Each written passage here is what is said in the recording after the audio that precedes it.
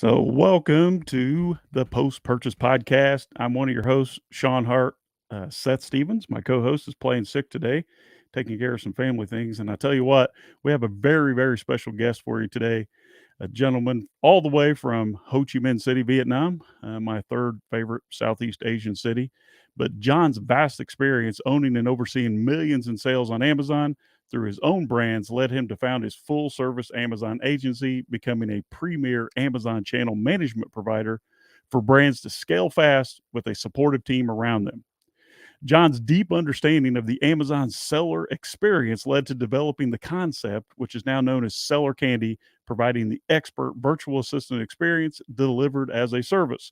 Seller Candy is now taking care of the operations of hundreds of Amazon accounts all over the world and offers a huge menu of operational support items. Please welcome to the show the one, the only John Cavendish from Seller Candy. John, welcome to the Post Purchase Podcast. Sure. Thank you for having me. And what an amazing introduction. And my head looks very, very big on this screen if you're watching live. Well, it looks fine for me, and I'm watching live, John. So, welcome. This has been a long time coming. I know Seth and I have been excited to interview you. Unfortunately, Seth is not going to make it here, like I said. And as always, the Post Purchase Podcast is still sponsored by our folks over at Gatita, our friends. Gatita Yoni Mazor, I'm sure you know, maximum refunds, data driven. I love that. So, John, I was reading through the notes before the show, and actually, you wrote a couple of funny things about yourself. But the one thing that comes to mind, I want to grab people's attention here because, as I understand, right now, as we record this, you are at a Tony Robbins event, right? So, what makes you a raving Tony Robbins fan, John? A raving Tony Robbins fan. Yeah, so it's literally Date with Destiny, which is their big event. You know, the I Am Not Your Guru, the thing off Netflix, their main event. It starts right now, like in 10 minutes from now, in EST, but it's virtual and in person. So I'm serving virtually from Vietnam on the leadership team. Why I'm a big fan is because it changed my life. You know, I went there 4.5 years ago just to a UPW, their first event, just because I saw it on Facebook and I was like, all right, let's go and check that out. Took some of my entrepreneur friends, went there. We were like, wow, all right, this stuff works. Let's buy it. And we bought the ticket. We went to all of the programs, like flew around the world. I did it in, Vegas and Australia and a few other places. And yeah, changed my life. I signed up to the leadership team and never looked back since. Oh, sweet. Well, I personally have never been exposed to one of the Tony Robbins events. It is on my bucket list, something to do. Just haven't really had the opportunity to seize it. So it looks like when I do, I'm probably going to be a raving fan myself. But I shared with you before we started the broadcast that I accidentally found myself on a jet with Jarek Robbins. And I thought to myself, man, that guy looks a lot like Tony Robbins. But I just kept to myself. But him and his wife, I believe her name was Amanda, were on their way to do an event in Miami. So we had a nice conversation. He even shared a book with me. So definitely, I'm going to jump into that a little bit more. Seth, I wish Seth was here, John, because Seth has been a Tony Robbins fan for years. He got all kinds of nicknames for him and everything. So I was reading through your pre-interview question, and you were self-described as being good at spotting opportunities. So obviously, Tony Robbins was a good opportunity for you, for your personal and your business growth. What makes you so good, do you believe, at spotting opportunities, John? Oh, I don't know. I didn't know that I'd put that. Um, Did it? I don't think I'm particularly amazing at spotting opportunities. I think that I've been always good at connecting the dots and just going for it. Seeing an opportunity and just trying it and seeing if it works and saying like, drives my wife crazy because whenever she shares something with me, I'm like, all right, let's just try it for a month and see. And she's like, no, I just wanted you to listen. And I was like, yeah, that's what drives her crazy about me. Yes. But I want to try something, see if we get results, and then keep it or bin it. I think she'll get along well with my wife because I drive my wife crazy too. And my business partner, Seth, he'll come up with an idea. Next thing you know, the next morning I'm implementing. He said, "What are you doing?" It's like, "Hey, it's a great idea. Let's try it." So a lot of people, when I go back to my graduating class, they'll say, "Well, how do you do this? And how do you do that? And what makes you so good? And how did you learn all this stuff?" And I said, "Look, in my entrepreneurial career, which is about 30 years now, it's simple. I try stuff. And if it works, I just do more of it. And if it doesn't work, then I move on to other stuff. So I love that about you, the entrepreneurial ADD. I have it Mm. myself. I'm not really diagnosed with ADD, but I know that I have that shiny object syndrome.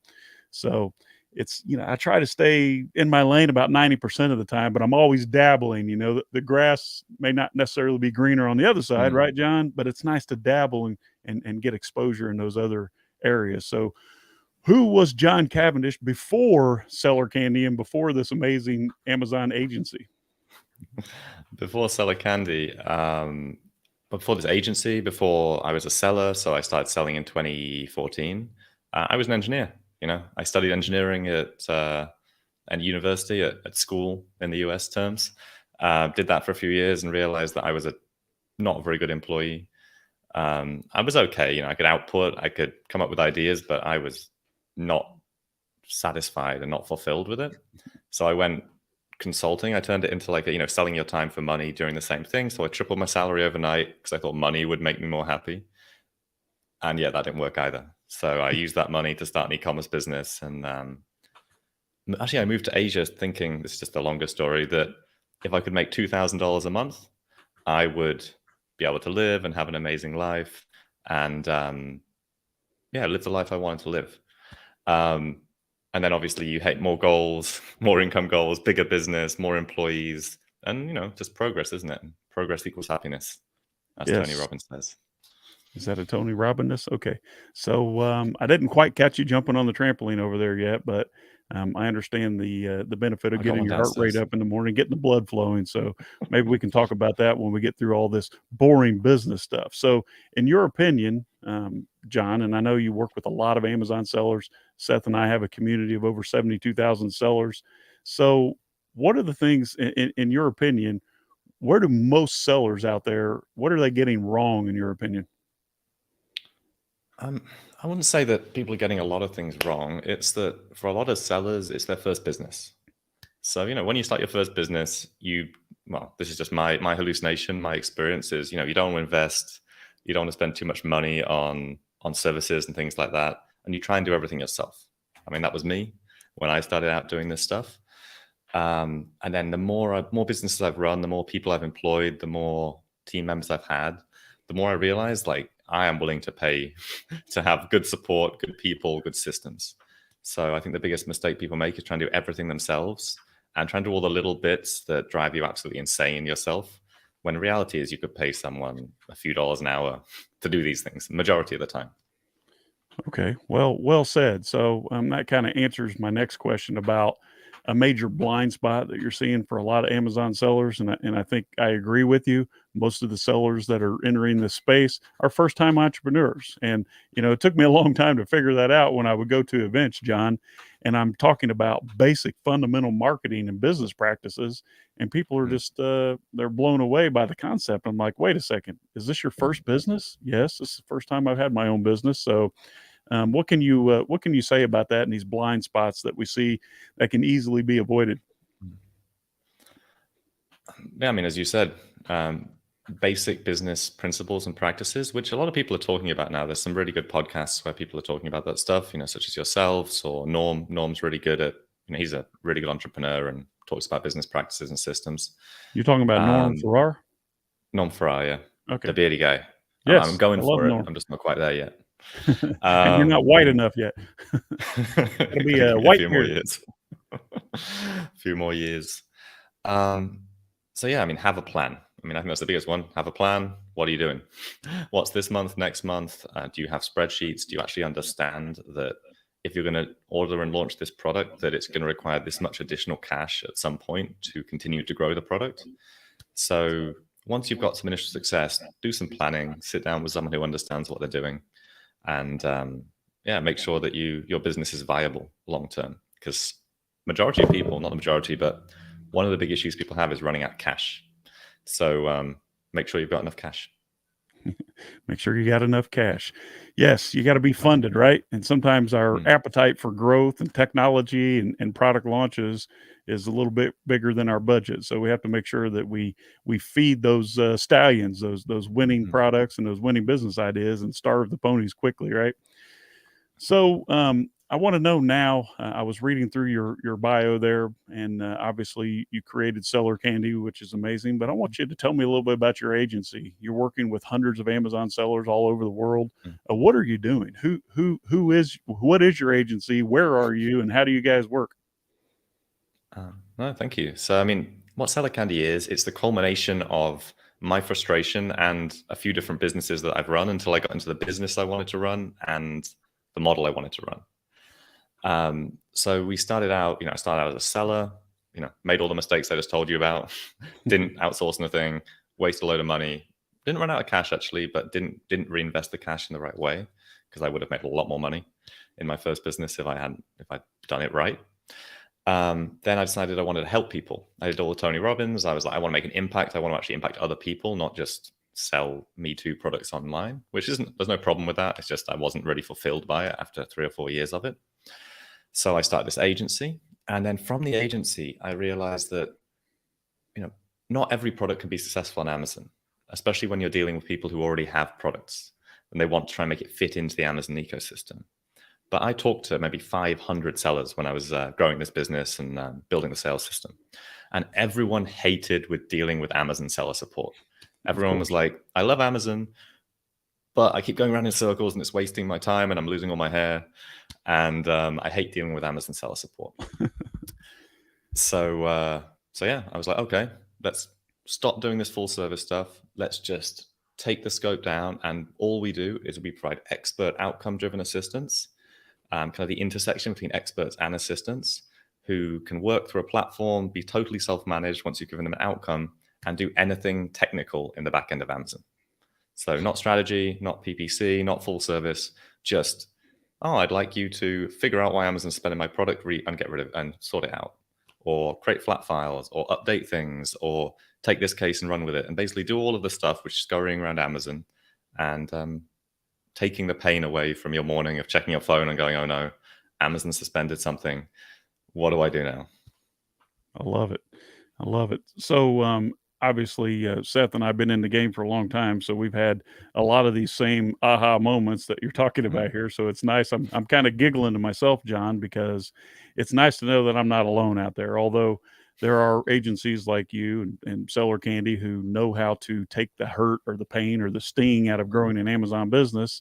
Amazon takes a lot of the pain, because they're taking care of fulfillment and customer service and processing and returns. Back in the old days, we did all that ourselves. We didn't even have the internet. So it's nice that you're taking a lot of the sting out of that. So I want you to answer this. Who is a good candidate to use Seller Candy? A good candidate is someone who's already got a successful Amazon business. And by successful, I mean doing more than, say, $25,000 a month, either scaling up or has a lot of problems. And in general, just wants to start building their team. Usually they haven't got many team members. Now packages start at, $597 a month on the website. And that's enough for most people to get started. So somebody who's doing enough revenue to support us, and then we're going to make your life easier. Basically, anyone who's making money on Amazon will make your life easier. Okay. So if you don't mind, can you talk about a case study, maybe something that happened once someone started using your agency and how you did a turnaround, either good or a war story or something around there? I mean, there's a good one. One of the big aggregators was buying one of our clients' businesses. So they were going through the due diligence process and her SKU got taken down. And they said, we've got an amazing operations team. We can fix it for you and then we'll buy your business. But then 3 weeks pass, 4 weeks pass, 5 weeks pass, and and she can feel the money slipping away. So she reached out to us and we said, okay, we think we can deal with this. It was actually a very complex issue, but it was only something that just needed time and effort and energy put into it. So it was a suspended issue, had a couple of different departments suspending it for 2 different reasons. So we spent about 10 days on it, fixed it, got the product back up, and then 2 weeks passed, it went down again for a different reason. We got it back up again. And then she sold a business, I think, for about $3 million. So that's our best testimonial, because she says in the testimonial, Seller Candy made me millions of dollars. Wow. And she I paid us love it. like $1,000. So, I mean, not the best business decision for us, but she had a great ROI on our services. I love that. You have to repurpose that testimonial everywhere you can, right? They're hard to come by. Yeah. So, John, tell me this then. Basically, you must have a huge team. So, how big is the team at Seller Candy? So the team is now around 70 people, because the Wow. way we work is we have our own portal. You said So 70, right? 70, Holy because smokes. we're an assistant-based system. So what we do is we hire people directly out of Amazon, usually. So from Amazon's old support team, who's been trained pre-2019. So before Amazon just started systemizing everything and they were actually training people how to fix stuff. We then plug them into our system. We have our own portal. Our clients just log in, log their outcomes, and their agent gets back to them in a much more proactive, happy, useful way than Amazon's templated responses. Okay. And the really cool thing, well, for me and for our team, is that I met 30 of them 2 weeks ago for the first time ever, because I'd never personally met 90% of our team, and we just flew to the Philippines, had like a nice little lunch meeting, did some training. It was really cool to Okay. meet some of them. Fair enough. So that is a massive team. That's what it sounds like. If you can move the needle like you are, you have to have a great team. We also have a lot of team members and employees in the Philippines. Love the culture and love the work ethic over there. So, John, is there any way that Amazon sellers out there can get assistance from Seller Candy, but also take action themselves so that they can learn more about Amazon operations? Yeah, so we've been growing a lot in the last couple of years. So, we went from 2.5 years, went from 0 to 70 people, 250 clients. Like, we've been scaling. And what we realized was that not everyone's ready yet to have Seller Candy support them. They're not got to the 25K a month, or they want to solve things for themselves. So we're running a beta right now for a support service like Amazon, but we can just tell you how to get things solved. And we're calling it Ask Seller Candy, just to make it simple. What that means is basically you can sign up for an account and just ask our team a question. And rather than us going into your account and fixing it and sorting it, obviously on the back end, we'll tell you, well, we can sort this for you if you want, but we will tell you how to fix the problem. And it's going into beta then next week.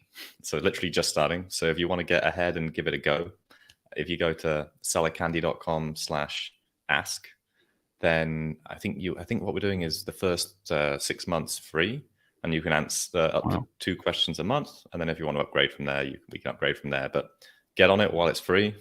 Pre-register now, and you'll get amazing answers from our team.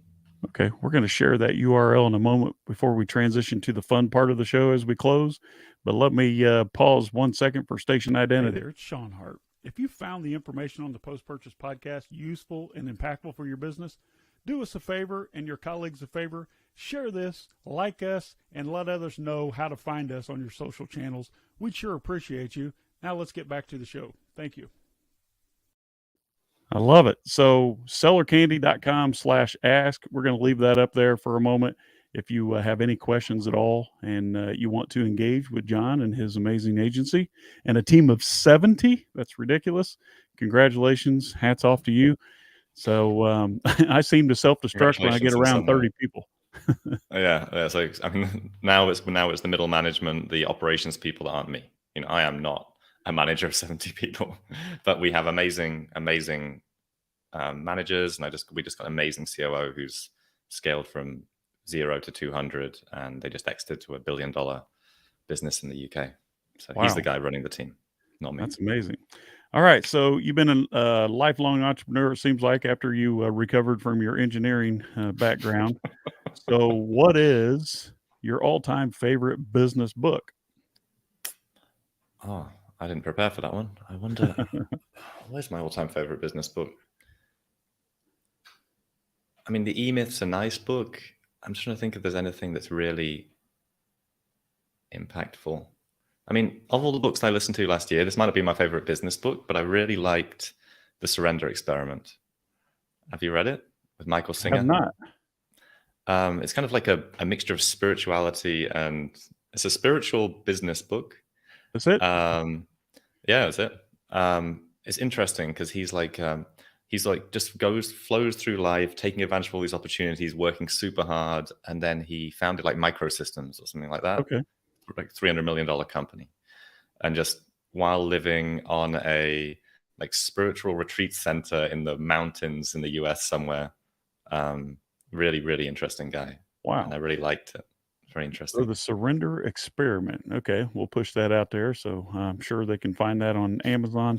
And the last fun question: we're in business to make money. Some of us just have a hobby of selling things on Amazon, but most of us are trying to move the needle financially and try to gain a little more independence and freedom, right? So what's something that you have purchased, John, in the last 12 months that some may consider as a splurge, but you don't regret it?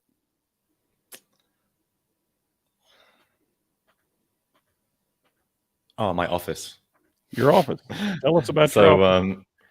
I just moved into a new, well, and my house. So I'd always, I've done the entrepreneurship thing, saving money, reinvesting it, growing. And I just realized, like, actually, I've done all right over the last few years. Let's actually have a nicer place to live and have a nice space to work and work, basically. So I can send you a picture later if you want. But we got like a small villa in Vietnam, and I got one of the rooms and I turned it into what looks like an English kind of like very dark green office with a Chesterfield sofa and like really nice surrounding. I just love spending time in here. Wow, sounds amazing. I as well. I have many offices because I travel. My wife Mm. actually has delivered me breakfast as we were interviewing, but this is a tiny 12 by 16 office that's out on the front of my property. It's my studio. So as long as we have high speed internet, good lighting, and good acoustics, we can produce, right. We can produce content. Oh, I So love it. find out more about Cellar Candy by going to www.cellarcandy.com/ask, and you can engage John and his team and find out more about what they're doing over there. So before we leave, John, anything else, any message you want to get out there? Any final words of wisdom for those watching the stream or listening later on the podcast? Well, wisdom, or the only wisdom I can share is is my life experience, and just keep going. I don't know anyone that hasn't tried for a year, 2 years, 3 years, 5 years, and had some level of success of what they wanted to achieve. If you keep trying, you will always get there eventually. So persistence, don't give up, keep swinging, right? Yeah, keep I swinging. love it. You might miss 99.9% of them, but you swing 1,000 times, then you get one out of the park. You're absolutely right. Thank you so much, John, for taking the time out of your day to share with our audience. And I appreciate you. We'll put all the links in the show notes on the podcast. And John, thanks a lot, buddy. Keep up the good work and congratulations on your amazing business. Cool. Thank you. Thanks, Sean. Thanks for having me on. All right. Take care, man.